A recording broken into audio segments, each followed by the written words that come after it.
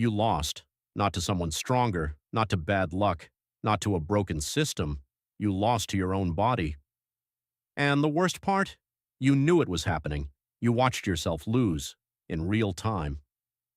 Every person who's ever built something real, every warrior, every king, every creator, they all fought the same enemy first, not outside them, inside. And most of them lost that battle for years before they figured out what was actually happening. This video is about those years and how to end them. Let me paint something for you. It's 1 a.m. You had a plan, a real one. You were going to wake up early, grind, stay focused. You told yourself this time it's different. And then, for a few minutes or a few hours, you weren't the person you wanted to be.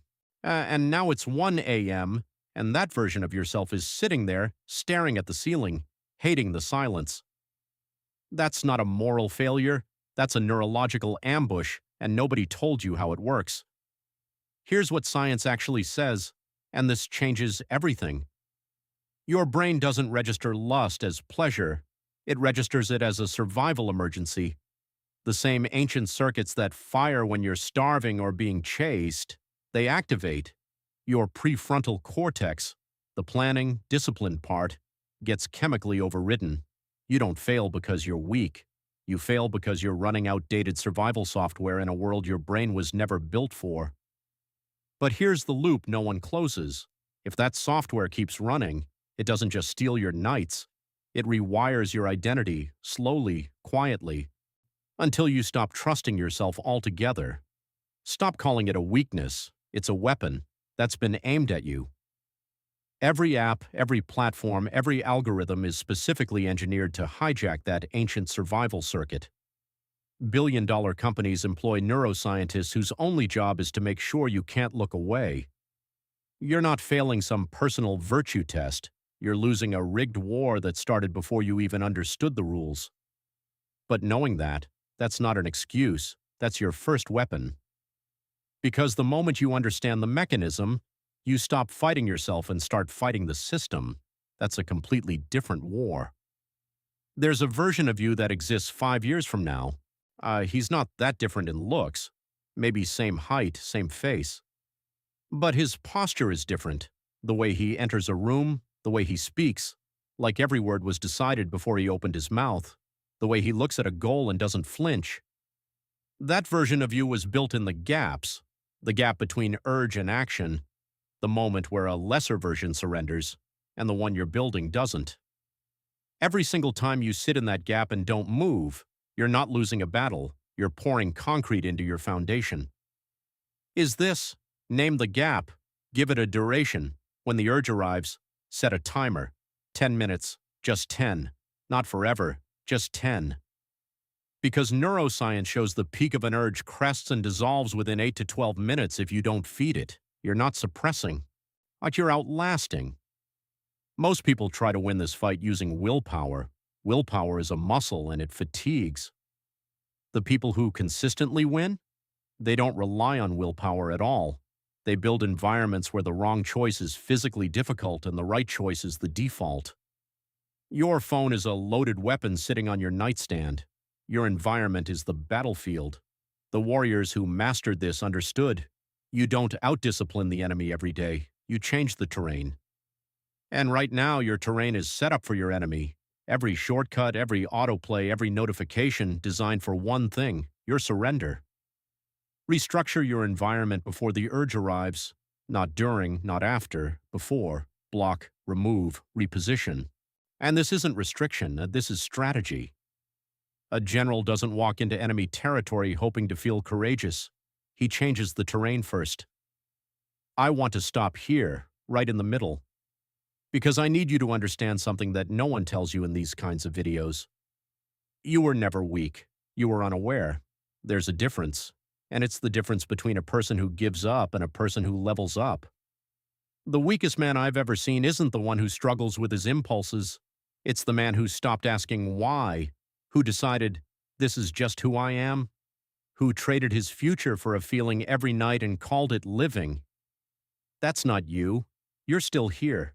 At this point in the video, that alone says something. Most people clicked off before the first step ended. Most people wanted the shortcut, got the depth, and bounced. You stayed, which means some part of you already knows this is the fight your whole life is downstream of. Because here's the raw truth. The hardest part of winning isn't the grind, the cold showers, the discipline routines. It's deciding, once clearly with no audience, that you refuse to be governed by your own impulses anymore. That you are the authority of your life, not the urge, not the algorithm, you. That decision is free. It costs nothing but one honest moment with yourself, and it changes everything after it. Willpower-based approaches fail because they're built on restriction. I won't do this. I'll resist that. But the brain hates a vacuum. Step 4 isn't about what you remove. It's about what you replace it with at the identity level. Not I'm trying to stop, not I'm working on it. The language is different. The language is, that's not who I am. The moment you define your identity, not by what you're fighting against, but by what you've decided to become, the entire internal war changes. You're not resisting, you're maintaining. Maintenance is easy, resistance is exhausting. Pick which one you want to do for the rest of your life. This is why the monks, the warriors, the artists who had this figured out, they didn't talk about what they were giving up. They talked about what they were protecting, their clarity, their energy, their creative force. What are you protecting? Name it, right now. Pause this video if you have to. Name it. The 5th step isn't a tactic. It's a promise you make to yourself about time. Every urge you outlast, every gap you sit in, doesn't just protect your night, it compounds. Neurologically, the prefrontal cortex literally thickens with repeated practice of self-regulation. You are physically building the hardware of a disciplined mind. 30 days in, your baseline focus shifts. 60 days, people around you notice something different about you. They can't name it, but you can. 90 days, and the version of yourself you imagine starts feeling less like a fantasy and more like the only logical outcome. But here's what the compound return demands. Consistency over intensity. Not one perfect week. Not a massive declaration. Just the same quiet decision, made again and again in the dark when no one's watching. The scoreboard of your life is built in private. I'll win there first. Let's go back to where we started. That 1 a.m. moment, the ceiling, the silence, the version of you that hated himself. That moment doesn't go away overnight, but it changes. Slowly it becomes something else. Not shame, information, not evidence of failure, a reminder of exactly why you built what you built. The 5 steps aren't a cure, they're a construction project. You're building a person who doesn't need to fight this war with brute force anymore, because the war is already won at the level of identity. You were never the person who couldn't control himself. You were the person who hadn't been taught how the system actually worked. Now you know, and knowing is the first domino. The men who changed history not because they were the most talented, not because they were the most privileged, but because they mastered the one thing most people spend their entire lives losing to. Themselves. That's the war. That's always been the war. And the only question that matters, the one I'll leave you with, is whether the person you become was worth the fight you're about to choose.